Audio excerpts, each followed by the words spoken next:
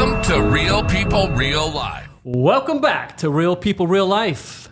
And we're now in Charleston, South Carolina. I want to welcome back my good friend and host of the show, Mr. Ryan Shiro. Zajjad, welcome to the United States. Flew in from India just to see me, correct? Yeah. Maybe a little bit of both. Little bit of business to take care of. Yes. But no, I was excited to meet you. We went to dinner last night. Turns out you are a good person, just like Eric said. Thank you. Thank you. That was a short flight, though, right? From Yeah, it was India. very short. It was short. Almost, they can't even serve water and peanuts, or you're good. What, 2-hour flight, 3? Yeah, I went from New York or from Iowa to here. It was like that. But then, yeah. How long a flight is that? From India, so I flew to Dubai, which is about 4 hours from my city, and then from there it's about 14 to 15 hours to New York or wherever it is. And then you flew it from New York to Charleston. That's not too bad, right? A couple That's hours. not so, yeah. India, very unpopulated country. Very. How many people live in we are India? just about 1.4 billion people. That's it. Oh, wow. Yeah. And what area in India do you live? North, south? From the south side, I born and brought up in Kerala, the smallest southern state in India. Okay. So and from I moved to other southern city and to study my textiles, and then I live in Bangalore right now. Okay. And so you're in textiles. Appropriately enough, we're in a clothing manufacturing office again. The second time we've come here in South Carolina, remote. Let's talk about the beginning as a child in India. You speak English very well. Oh, okay. Eric says you speak more than English, and you speak some Indian languages or other languages. How many languages do you speak? I speak about 6 languages, and I can read and write another 2 more actually. Oh, wow. Yeah, I can speak 1. That's more than enough, actually. The world speaks that Not language. Not necessarily anymore. You'd be beneficial to understand and speak more. What's it like growing up in India? So as I said, I was born to a very small, lower middle class family in India, where my dad was one of the 11 children. So, and he was the oldest of, he had one brother and one sister who passed away before he was born. So he was the only graduate back in 60s from my village, and we had no electricity at that point of time. My dad used to tell the story of, he says, like, he has to, the little kerosene lamp. So that's how he studied. And I think towards his college, we started getting the street electricity. So he used to go under the street lamp and study. Really? And so that's how we started off. And then he was, so I was the eldest of 4 children. I have twin sisters and a brother. So that's how, that's where we started off. And my dad worked hard, and he was a teacher in the initial part of his career. And then he moved on to serve the government. And he become an executive officer in the small county. We call it Panchayat in India. So that's how it started off. And then was your childhood normal as far as that town, that village? Did you have an enjoyable, fun childhood? Oh yeah, we had What fun. was being a child like in that area of the world? So for us, it was like, it's carefree world, and we didn't have any gadgets, and we had no TV. We only had the luxury of a radio, which kind of comes up on and off, and then so there's this, like, music comes in once in a week. So we used to tune into the radio to listen to that. That was the big day. Yeah, it's like a big day. I think it's all every Thursday or every Friday, and then news comes in like twice a day. So was it state-sponsored news? Yeah, it's a state-sponsored news. Yeah. So that, and then we played a lot of cricket. So I don't get the game. I watch it. I try to figure it out. I don't get it. It's like they say in India, we say 11 fools playing and 11,000 fools watching. But I can't say no to it. I mean, it's one of our number one sport. So I played a lot of cricket as a child. Did you ever think of being a lot of children playing sports? Man, someday I want to be a professional. Did you ever think about being a professional cricket player? I wasn't really, like, when I grew up, there was a lot of friends of my friends all played much better than me, and so I never could actually. I was always the last man, in the batting, or I could never get to ball. until I go to the college, and I thought like I was fairly decent, and I got a fair chance of leading the A team in my college and things like that. Yeah, I was always a good player when I went to the college. But back home, I could never get a chance. Yeah, I was never good at anything. I ran track. I was never good at anything with, if I wasn't running and then they handed me something, I would probably fall down. Oh, yeah. I didn't have the hand-eye coordination.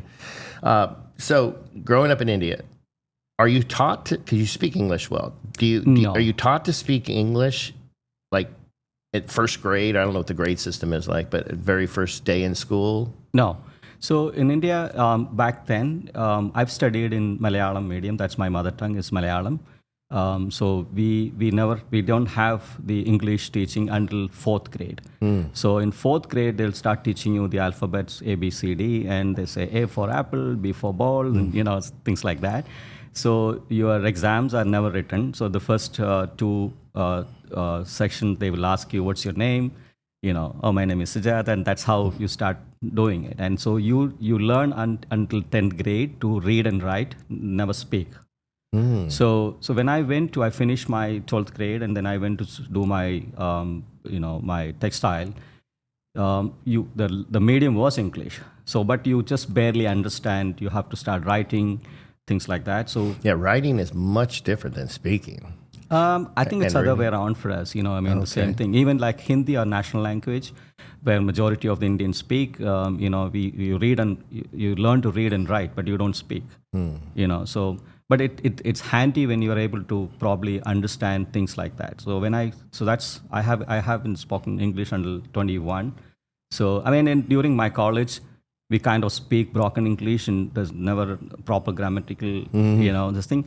But on contrary, my dad spoke good English, and he taught spoken English to my villagers or people who. That's why his strength was. So that's so. But he didn't teach it in the house. He used to, but I think, we had this thing where, and for me it was against, when he was trying to force to us on it, you stay away from that, right?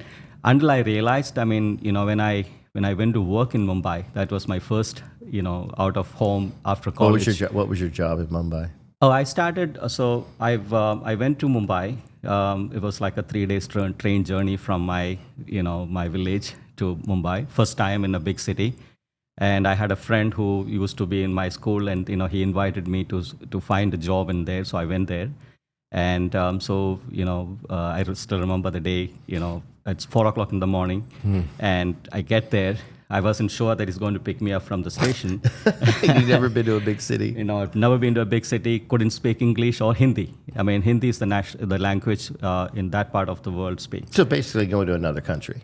Absolutely, within the country. Yeah, absolutely. So, but luckily for me, there used to be no phone calls or nothing. So I sent him a telegram saying that I'm on this train reaching so-and-so date, and I wasn't sure whether he's got my telegram. So he picked me up, and then we went on where he lived was in it wasn't a slum, probably about 100 square feet space, where we would take a shower, cook, and sleep in the same space. Because he was working, and then that's the only place we could afford to do it, and it's that's how I first started off in Mumbai. And what were you in textiles when you were in Mumbai? Yeah, I finished my college. I went there because I didn't get a job, so that was to search for a job. Okay. So he had a friend who knows a friend, so that's how I got to my first job. And I remember the 2 weeks later, so this guy said, "You come with me. I'll take you for an interview." So I didn't know him, so I couldn't even ask him what kind of a job it is. I have no idea. So I walked behind this guy, took on a train. It's about an hour and a half on the local train. This is like a different version of the New York subway system. It's just like the whole train is like filled with people, in the sense like it could be like with air conditioning, right? No. So it's about like 1,000 people in a small, so. You go there, and he takes me to this place. It's that's how everything started and changed my life. So he takes me to this small office, and where he was working as a quality controller for that office. It's an American, New York-based company where it was a license office for the New York company, and so we manufacture from different factories. And so he tells, sit around, let me finish my work, and then I'll take you to a factory. So I'm sitting there, not knowing anything. So as I'm sitting there, people walking in, it's a cold office, everyone is like well-dressed, spoke nice English, and I was sitting there and I said, oh, I wish I got a job here. So, I'm sitting in the small couch. I still have the couch in my office now. So this guy, the receptionist tells me, saying, they're calling you upstairs. So I walk up. There's this lady, who's started interviewing me. She's got my resume with her. And so she started asking me what you did. And, so I said, I've studied textiles. And, the language I kind of knew. I mean, broken English, and I know I was talking in several things which she asked me I couldn't follow. But I keep saying, sorry, can you repeat that again, kind of a scenario. So, and she asked me, what kind of a salary you need? So I said, 3,000 rupees. 3,000 rupees in today's terms is probably about $40. This For is, a day? No, for a month. A month? Yeah, and immediately I corrected myself. I said it's negotiable. So she probably would have a shock of her life and saying, there's a guy who's studied textiles. Yeah, did you know what the market was for the position? I had no clue. I had no But idea. let's assume, well, could you have survived on 3,000 rupees in Mumbai? Yeah, I could time. barely do it. I got some help from my dad, for 2 months. But I still managed to do it and still send home about $8 from the second month living onwards. on $32 a month. Yeah. So she gave you the 3,000 rupees. So she still negotiated 500 rupees less, so it was 2,500. So she took me downstairs to the big boss's office. There was an American lady, her name is Joyce, and the country head was sitting down, and that office did not have any like textile, graduates and things like that, though they've operated on garments and things like. So I was a fabric expert. So they wanted an assistant who can probably do like swatching jobs and arrange the showrooms just like this, and just wanted to hang things and all that. So they didn't wanted anyone. So here is a guy who comes and studied in textiles and willing to do this job, and so they asked me like what kind of what you studied. So I kept saying. So the American lady who was sitting next to the corner of she kept asking me in American accent. I couldn't understand one word of what she asked. So, but I don't know. To my surprise, they said, "Okay, when can you join?" I said, "Right from now." So, and I was, and then she said, "Okay, join tomorrow." And the next, so basically, there was a set of customers who was coming into the office. So they wanted someone to help around with managing things. That's how they probably would have thought, okay, this guy, will take him off if it doesn't work out. 2 months, there's nothing to lose. Yeah. So I have to let the guy know who took me there, said that I passed through the interview and I got the job. So I started searching for him. So I couldn't find. So I went back to the receptionist and asked, I wanted to meet this guy. So what can I do? So he said, just walk up to the other side. His boss is on that, so you can find him there. So I went up and I told him, I said, I got a job. So he asked me, what kind of a salary you agreed for? So I said, 2,500 rupees. So the next thing was like, he gave me a big, like he said, you're not going to do that. I'm going to take you to another factory where you can probably get double the amount of what they offered for. Really? And that's what my original plan was. This was just like a stepping stone. Yeah. So I said, no, I want to work here. So I said, let me just see if I can work it out, and for 6 months, if it doesn't like it, and then I'll quit. But the moment I walked into that office, I wanted to see if I can work there. That it had that feel that. Yeah, it was like. It was more than a job. Yeah. It had very positive vibes, and people were nice, and there were a lot of young girls at that point of a time. And I was 21-year-old. So probably it is. I mean, I don't know what made me do that.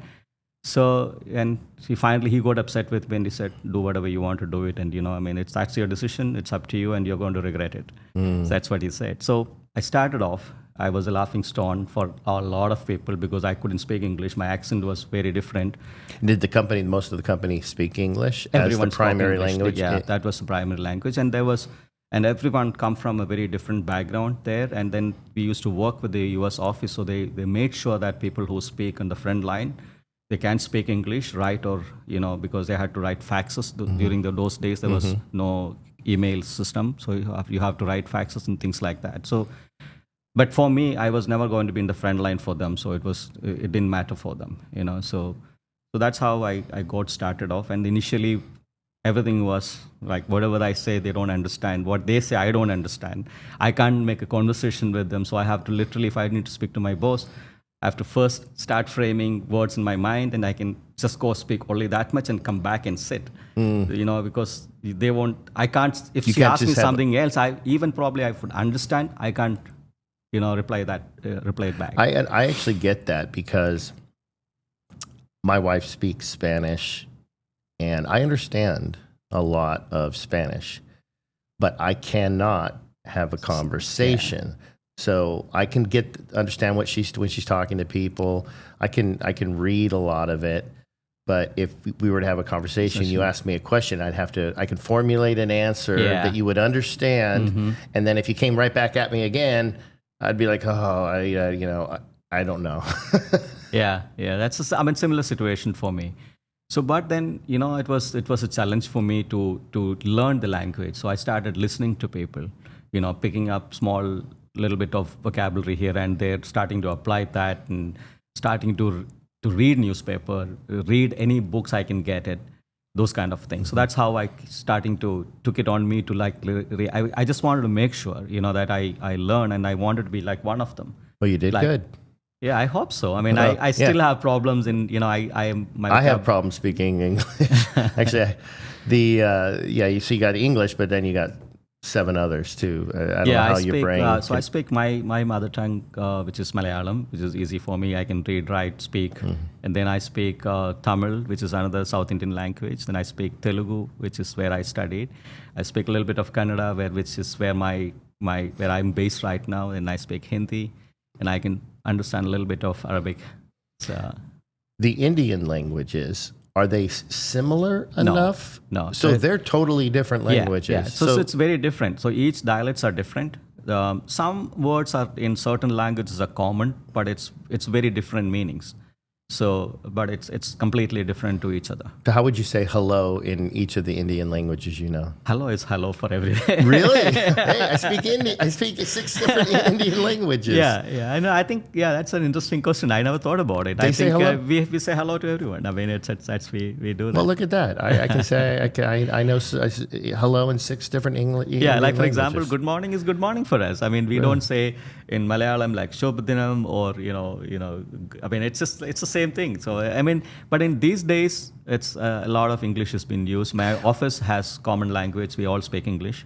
So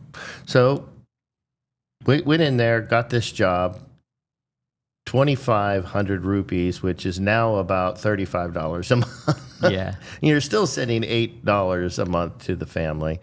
The guy that kind of got you the interview thinks you're an idiot, because he thinks he can get you out there and get 5,000 rupees, which would be, that's huge. Yeah. If you could barely live off of the 2,500.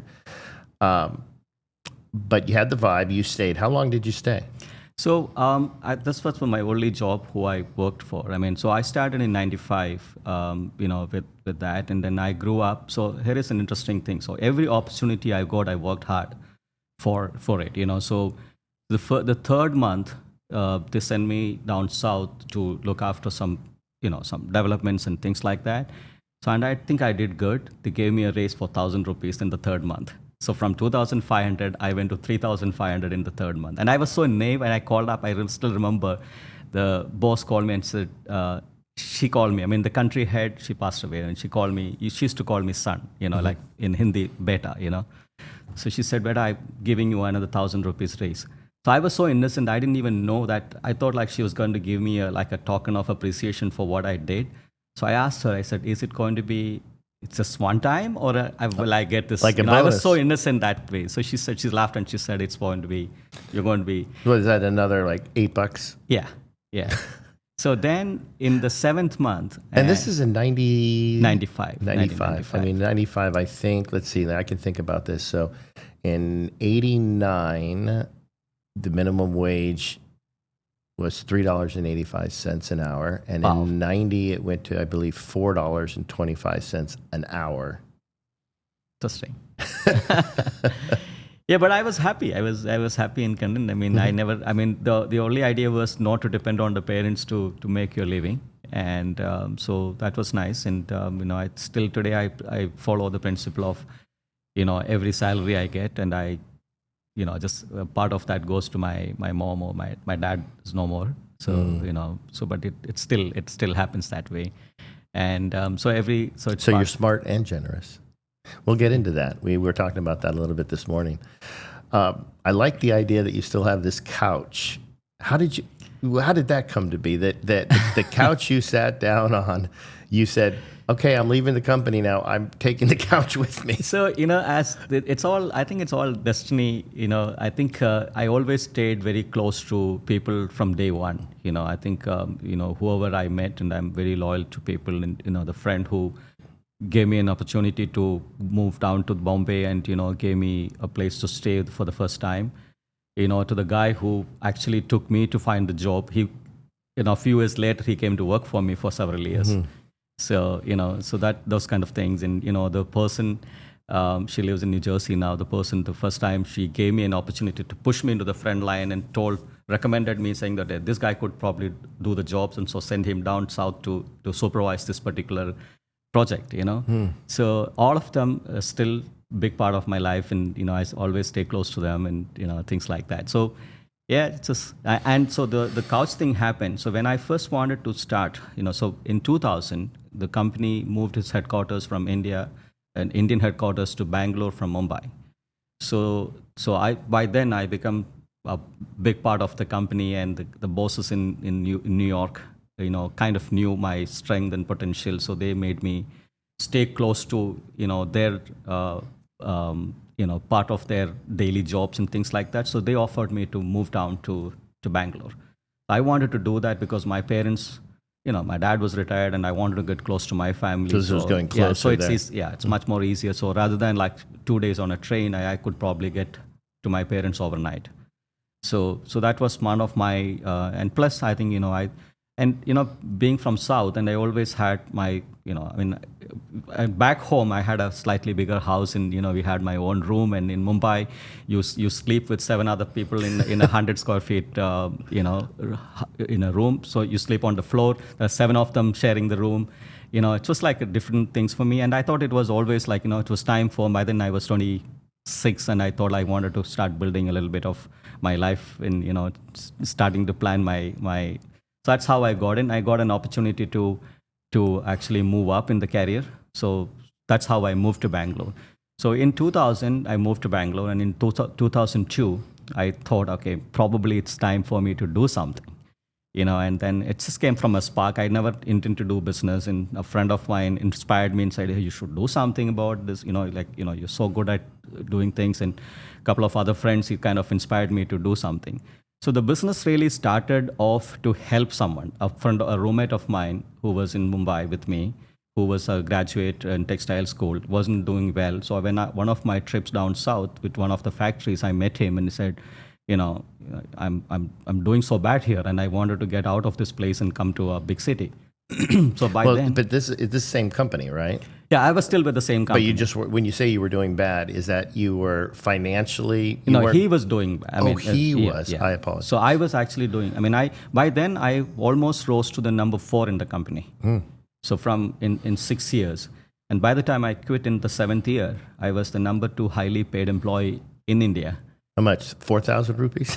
No, I was doing much higher. Yeah, I was. I was almost doing. By then, I was almost.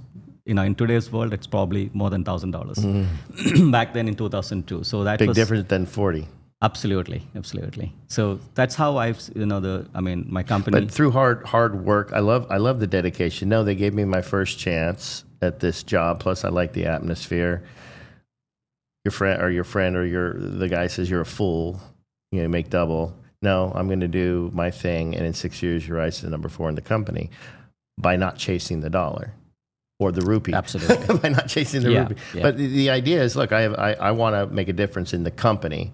So many people today go, how much, instead of what can I do for the company, the question is, what can you do for me? Yeah. How much am I going to get?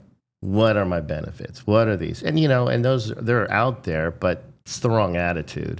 You should be bringing yourself and selling yourself to the company. How can you improve the company? So, I mean, it's very interesting what you say, because I have always wanted to, I've always loved my job. I mean, till today, I think about work 24/7, so I'm so passionate about what I do. And, so every opportunity I had, and I always wanted to add value to what I do, how different can you do this, or what more values can you add to do that? That's how it's always been. So, and just being a person who can't speak English, I used to, like I say, I mean, I become their number one person to when you have customers traveling from the US to India, so the flights lands in the middle of the night, right? So, and it's the first time for most of the Americans to come to India, a place where you don't speak the language. They get intimidated because it's, when the moment you get out of the airport, there will be like thousands of taxi drivers trying to grab your luggage and try to take you, so it can get very, very confusing and, overwhelming sometimes.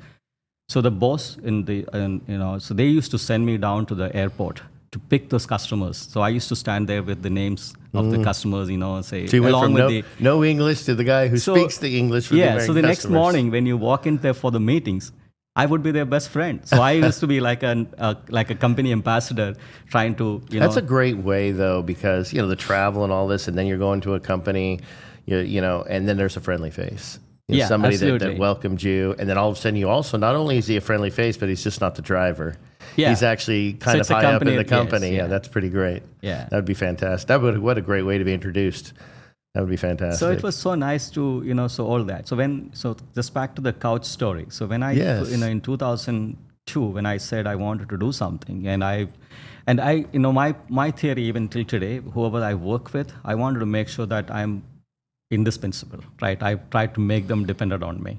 So in the sense, like in my own way, in the sense like I kind of give them more than what they want. Sometimes people say that's a bad thing to do, but for me, it's always knowledge sharing, or, making them look good in front of their bosses or their competitors is always my theory. So by then I knew, and I kind of developed a culture in the in the area where I was doing, though I was actually the fabric technologist, and my job was to do more of textile. Mm-hmm. But the company always flew me down for presentations for garmenting. So like they used to send me down to Hong Kong. They flew me down to the US and say, okay, here is a guy who can probably speak about fabrications and technical side of it and things like that. So, so that then when I wanted to do something on my own, very reluctantly, they said, what do you guys want to do? So I didn't want to compete with the company, or I had no idea about the technical side of garmenting then. So I said, I want to do something in home furnishing. So my boss asked me, said, what kind of home furnishing are you talking about? Show me something what you can design for. So I did something which is, I put together a nice package and different things, and I showed to her, and she then went and sold that to TJ Maxx. Oh my goodness! Yeah, so that's how my company was born. So they gave me an order. Oh, sold it to TJ Maxx as a customer. Yes, that particular product. I thought you meant she went behind your back and sold your idea to TJ Maxx. No. Oh yeah. wow! So how cool is that? She sold the product to the TJ Maxx and through her company, and she said, so how do you execute this?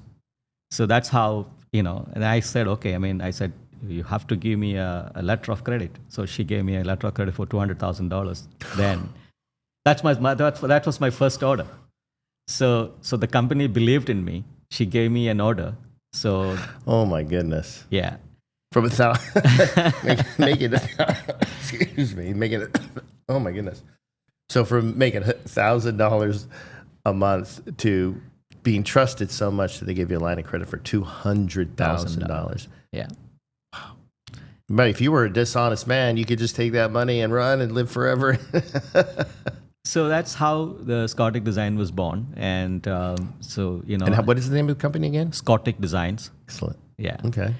So I didn't have I had no clue. Other than I know how to make the product, I did not know how to execute this. So I then called, the same people who brought me into the industry. So I called that guy, my friend who took me, his name is Sunny. So I called him, and by then he had no jobs. So he said, okay, I'll come to and help you out. So he came in from Mumbai.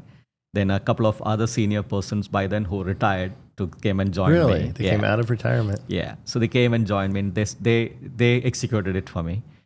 So, and then by 2003, when the company was almost, the company who I worked for, I had already quit then, and then I went back as a consultant for them because they couldn't really figure out without me. So I worked for them as a consultant for about 6 months, parallelly running my company, and so then when they wanted to actually kind of shut down, and they offered me a lot of things what I did use for, and I said I want a couch.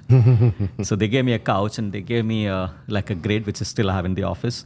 They gave me a color box, like a light box we call it, as to check colors, and so a few things I still have those possession in my office. It's a great story. Yeah. So, what year was it when you started the company? It was 2002. That's a big risk. Yes. I mean, you had a job making decent money. Yeah. You could survive, still send money back home. Yes. Maybe have a little bit of fun. It's not wealth or anything, but it's would have that been considered middle class or? Yeah, I guess so, because by then I was this 27-year-old guy, making a decent amount of money, flying around in business class, staying in 5-star hotels across the world wherever the company sent me. So when I first I put up the idea to my parents, and I said I wanted to quit. They were in shock. They said, "Why are you doing this?" In saying that you are the blue-eyed boy for this company, and you are in the number 2 position of this thing, and you have blessings of the bosses from the US, and they fly you to the US, they're flying you to the Hong Kong, and I was traveling everywhere. I always had an opinion about what they wanted to do, and I was pretty much very good by then, in the sense. So they had a shock of their life and saying, "Don't Most do people this." do. Yeah. Most people do, and a lot of times it's the people closest to you, because whether it's out of their own fear, Yes. a lot of times it's out of fear of they're comfortable that you're comfortable. Yeah. And if you get uncomfortable, it'll make them uncomfortable. So it's, hey, don't mess anything. People don't like change. You come from making a steady income, flying all over the world, to $200,000 in debt in a business you don't know how to execute. Yeah. You know the product, you don't know how to execute it. This is what people don't see when people start businesses. They don't see the risk, and a lot of businesses fail. That's a huge risk you took. Yeah, I wasn't really thinking ahead. My focus was to execute, the opportunity I've got, and if I do it well, and I thought I would probably able to do it. And we did the first 3 years. So my brother was also a graduate in textile, so he joined. He joined me, and we started together the company. And in 2002, 2005, we did very high. That's one of our top year in 3 years. But then we tanked. So that's the downside. We started having problems, and we grew too fast probably. And then we were this young kids, and he was 5 years younger to me, and he was handling all the cash, and I was focusing on product and the face of the company. And so we made a lot of mistakes early on in our life in terms of business, and then we wanted to set up a small factory. So we didn't go to the bank to take money, and we had our own money. So we just started using all the cash what we had, and we just couldn't handle it. So in 2005 we had problems, and being the best of the year, and then it's just like it was, all problems started off then in 2006 onwards, and then finally in 2007 I shut down the factory, and I told my brother, I said, let's both of us not suffer, then family was involved in terms of like they were worried about it, and it was too much chaos at that point of time. So I let my brother go. I took on all the debts and things like out in the company, and I said, so we shrunk. So in 2008 we were about 200 people in the company. Wow. So and I shrunk to a 6-member team. That's a huge drop in Yeah, business. yeah. So then we moved to a smaller place. So I cut down everything, and I changed, I remodeled. So by then my son was born in 2002, and and then so I did not know what to do, and I said, okay. And at one point when I shut down the factory, and I said, okay, maybe it's time to go back and revive the connection in the US. So the last asset what I had was my wife's car. So I sold that. And Oh, you're killing so that's me. that's the second part of my, so, and she was pregnant again. So I said, okay, I put 100,000 rupees in her bank and account. I said, this is the only money I have for you to, for your medical emergencies and things like that. And I took a ticket for, I think it was $800 and a little And bit let's remind the American listeners, how much is 100,000 rupees at the time in dollars? About $1,200 maybe. So here's Because this the all- value changed then, yeah. It's all the money we got. 1,200. Yeah. And you're pregnant, and we have a son. Yeah. So, And the business is falling apart. and the business is falling apart. And so I have a mentor, from day one in my business, and he's still with me. His name is Mr. Anian. He's always stood by me thick and thin. And so I've told him, I said, I wanted to go and see if I can do something back in, get into the US side of it. And so I was always in touch with people who liked me. And so I took a flight over there, stayed in a small hotel in New Jersey, and I did not know anyone else back then.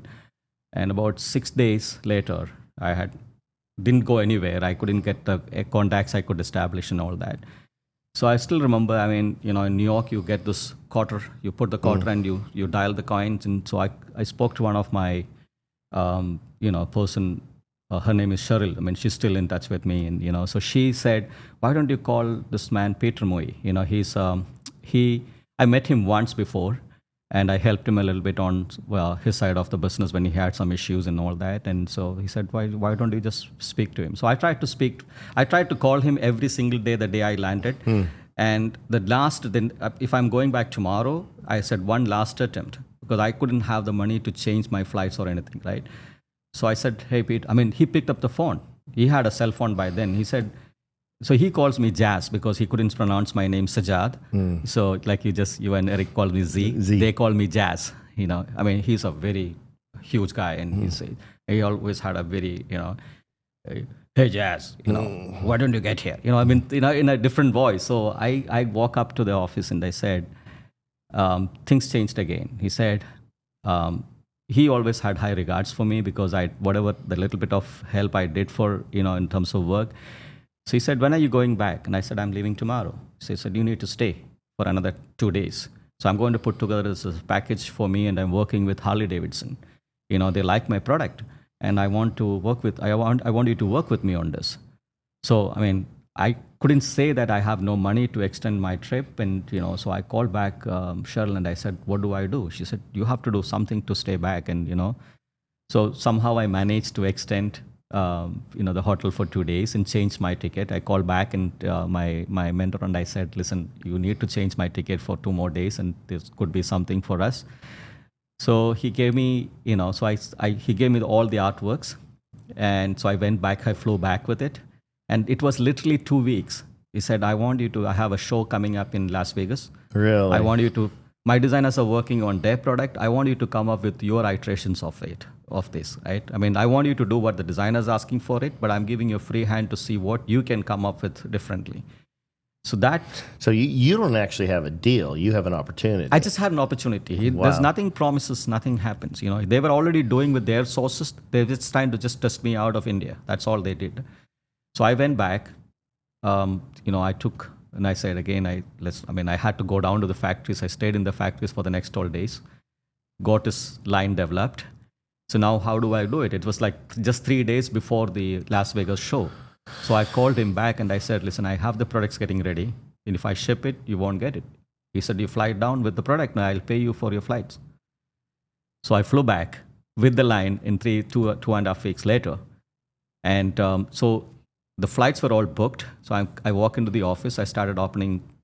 He likes, wow. He started liking the product. And he said, you're going with me to Vegas. So he booked a flight and he took me to Vegas. I saw the real world, then. So, yeah, you thought Mumbai so we got some orders there. Then I said, I don't have money to execute it. He said, how much do you need it? So I said, I need to pay salaries for my employees, and I probably need he said, you can pay me on my commission. But so he started giving me like $2,000 for 6 months, and he took it off from my commissions later on. So I executed the order, and then I got started back again into the US, built the connections, and then, just from there, a couple of, trips later, then I met Eric. Things changed Oh, after I that. know. Your life went backwards when you met him. I Yes. bet. What a terrible, terrible person to meet. No, I'm just kidding. Eric Krawczyk was one of our guests. He's amazing, yeah. Guy. Yeah, and that we're actually in his manufacturing office here in Charleston, South Carolina. Not a bad place for me to fly out to. Absolutely to meet you guys and hang out and do the podcast. How did that? Talk to me about meeting Eric and how that helped contribute to your business, the first meeting and etc. Oh, it was interesting. So after I started off with Peter Moy, and a couple of years later, he passed away. Things were going very well for both of us. And he used to call me from different parts of the world, and he said, "Hey, Jazz, we got to work on this." And so one morning, I got a call, saying that I am in LA. And I said, I just got off the meeting with the Walt Disney's chairman. We got a line to work on that, and I'll call you back with more information tomorrow. So be ready for it. Just we're kicking this off. So he's very, and he said, okay, bye. That's how he talks. And so I said, okay. Just let me know how he wants to do. So the next morning, Cheryl used to work for him by then. Cheryl calls me and she said, Peter is gone. So I said, I know, he's traveling. I know he's not in New York, and I spoke to him yesterday. He said, he's no more. So I was shocked. I didn't know what to do because, things started coming down on me again. I said, here things starting to... The guy, he died. He had a massive heart attack, and he walked into the to the hotel lobby, and he collapsed, and he's gone. He was 55 then. I was...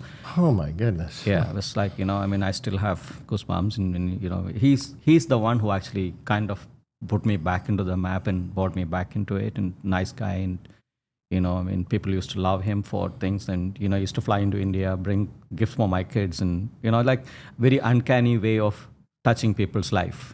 That's what he did. In a way, he was... It's just like from I was going back without empty-handed, and then took me back into business, and paid more of my salaries and things like that. Was a great guy. So things started slowing down a little bit again, and I can't lose hope. And so one of the trips to to Vegas, I was helping a friend's friend who wanted to do some shoes out of India. So he said, okay, I'm a product guy, I can develop anything. So I said, okay, So he said, why don't you come and visit me in Vegas, and so you can see how the show looks like and all that. And so it's a necessary show. Not necessarily anything to do with garments and things like that. So I was in the booth with him, and he said, there's a garment show happening right behind the building. So you were in the convention, the show that was not related to garments. Not related, yeah. But you were interested because you're a garment guy. So I walked around. So because with the same, you can walk around the show, and I saw this, everything is like sports, like sports dress pants and sports coat and things like that, and which I don't do. So this is one little booth which has patch mattress, which is necessarily comes only out of India. It's just like it's a shorts which is you make all these fabrics and you patch them together, and then you sew it together, and you make shorts out of it or products out of it. So I walk up to this gentleman, and I said, I tried to introduce again. I still have problems with my language, so I have to be very careful about how I say something, because I'm not a natural guy who can go and strike a conversation. I got better out of it now, and I try to strike a conversation. Great today. Thank you so much. So I told, I kind of rehearsed a little bit, and I said, I walked up with the courage, and I said, listen, I do some kind of products similar to what I do. So he asked me, who do you make that for?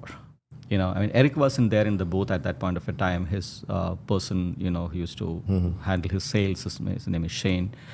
So I said the competitor's name without knowing that these guys know each other.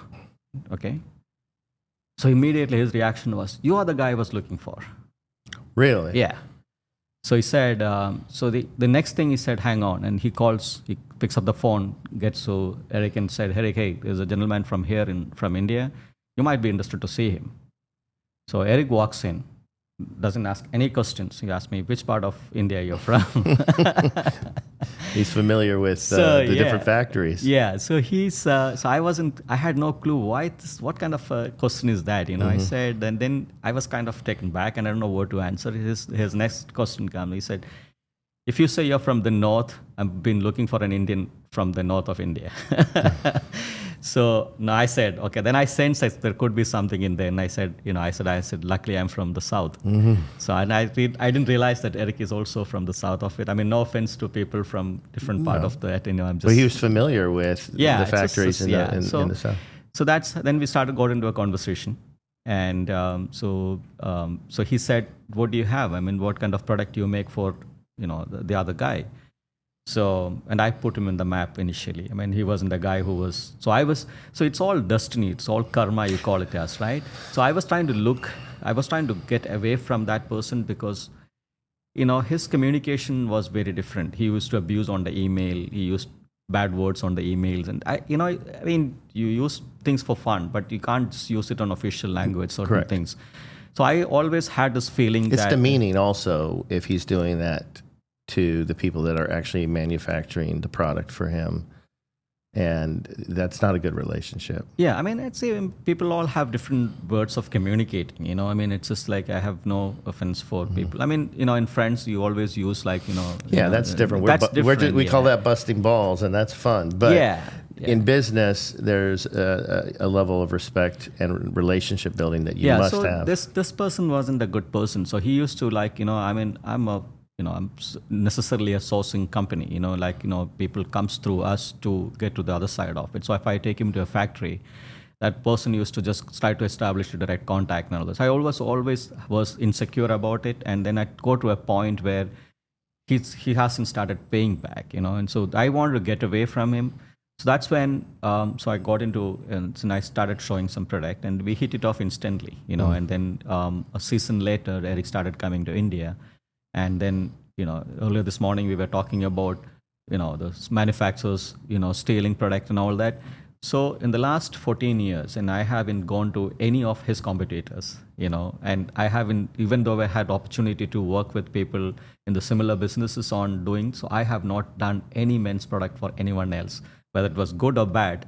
I always stood by because I didn't want to have the conflict of interest or, Yeah, absolutely not. And, you have a responsibility to protect your customers. Yeah. And if you dilute their product or damage their brand because you're just chasing a bunch of dollars or, that's no good. it's just like. You're gonna lose in the end. Yeah. And loyalty pays in dividends. Absolutely. Outside of money. Yeah. I mean, I think, and for me, I never chase money. For me, it was always about, building a relationship, for me, again, the business comes, second. It's always a relationship. It's always about, I think that's why, and I think when you go and see, Eric's family, so they think I'm part of the family, So that's how it's for me, my kids, it's the same thing for Eric. They call Eric uncle, So that's how it is. And then when you guys need to get down to business, you get down to business. Oh yeah. And it's a very thin line, and I never cross the line. When Never. we talk about business, when we talk about issue, we have a fair amount of problems off and on. Because it's manufacturing, there's a lot of things which can go wrong. You deal with people who don't understand English. Sometimes they mix up things. In manufacturing, you don't even realize it until things comes up, maybe 3 months later, 6 months later. But we always figured out, and we had our ups and downs, but we stayed, together each other. We solved problems, and you have great character. And I just met you yesterday, but Eric talks highly of you, and I loved you right away. You're just a great guy. Thank you. But you have character; it just emanates from you. Even when you were making nothing at the first factory, you were loyal to him. But you consistently sent money back. You take care of, you actually do what you say. A lot of people go, well, I don't chase the dollar. I'm not chasing money. When they actually are. We need money to survive. Correct. This is something, but money's really good for 3 things, right? It's good for paying our bills and eating, roof over our head, investing and saving, and giving it away. Correct. helping people. What else are you going to do with it? Wallpaper your your house. You do all of those things, and one of the things you do is philanthropy, and you've continued to provide for your family, but you also help those in India that aren't necessarily able to help themselves. Yeah. I mean, it's again, I think it's as a human, you come to this world with a purpose, right? Sometimes you don't know what that purpose is. Sometimes it's always in the business. I mean, so I'm a Muslim, so my beliefs are slightly different on certain things. Like, we have a religious tax which we call the zakat, which is voluntarily. I mean, it's not a voluntary. Sorry, it's not a thing where you have an option. It is. You have to make sure that you pay for it. So it is the 2.5%. What you do is, it's after all your debts and after the profit what you make, and based on your needs, and then you need to pay that back. And we always did that, from day one. And my parents came from a very humble background. My dad was, he taught us the world and how we need to probably live our life, and there is less fortunate people out there. You need to take care of them, and you just have to. I mean, our religion also says that if your neighbor is hungry and you are eating food, you are not a Muslim, right? So it's just basically every religion tells you same thing in a different ways. Yeah. So it was interesting because we all went to dinner last night. We had a great time. We had a Muslim, a Jew, and a Christian. Absolutely. And we all had a great time, had a great meal, laughed, told stories. Yes. I mean, you're best friends with Eric. He's a Jew, you're a Muslim. I intend to become more of a friend of you because I just like you. You're Thank you just a so good much. guy. Yeah. And it's like, why can't the world be like that? Why can't their inner character express outward and just look after each other for who they are, not what they claim to be? Absolutely. The actual person. What look at them. Look at their merits. What are they actually saying versus what they actually are doing? Yeah. And we think we'd have a lot more peace in this planet if we did that. I mentioned earlier, and I just thought of it, but I'm like, there's only one time, and then you said twice, which actually I agree with you, but you said there's only one time in the world that all humans are the exact same, and that's the very first breath they take. But as soon as that breath is exhaled, things change. Now they're where they were born, the parents they're born, the situation they were born in, and then so everyone has a unique path, including people in their own family. You see twins, and they're completely different people. Absolutely different, yeah. Because of whatever it is. On the twins, it's not genetics. Yeah. So it's just the environment and how they respond to it are all individuals.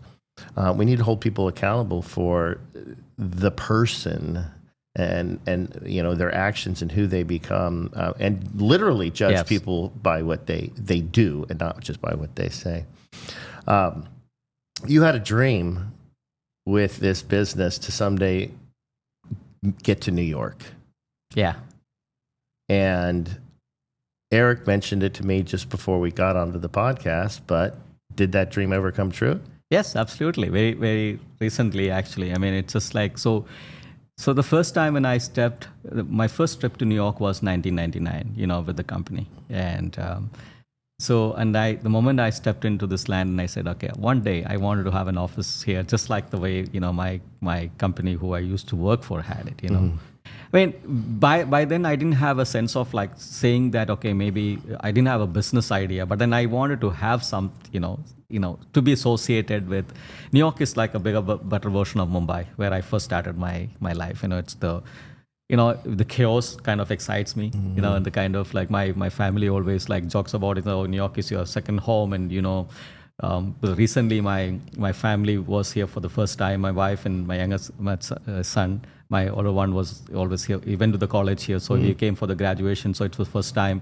So I took them to New York, and then And she said the whole of 12 days when we traveled around, I wasn't happy, and the moment I go to New York, I was very happy. So and I kind of know the subway system just in and out. New York has it's an extremely unique city. It has it could be its own country. Yes, it's so unique. And then within New York, it's so the state of New York is so different from the different boroughs to upstate New York. It's an amazing state as far as the diversity and the cultures. Absolutely. You go to Manhattan, it's different than Staten Island. It's different than Long Island. It's different than the Bronx. See, it's just crazy how it is. My family is all from Staten Island, so it's its own culture there as well. Absolutely, yeah. I'm not from there. Obviously, I don't have a Staten Island accent, but my family is. So recently, congratulations! Thank man. you so much. So we started a little small place in March. Yeah. So we have a small office of Scottic Designs in New York now, which I'm very proud of. Which I need the address because I need to send some product for you to design for me. Absolutely. So it's been a long journey. I mean, it's just so from 2002 to the ups and downs, and I went through the grill, and The bottom line is persistence. Yes.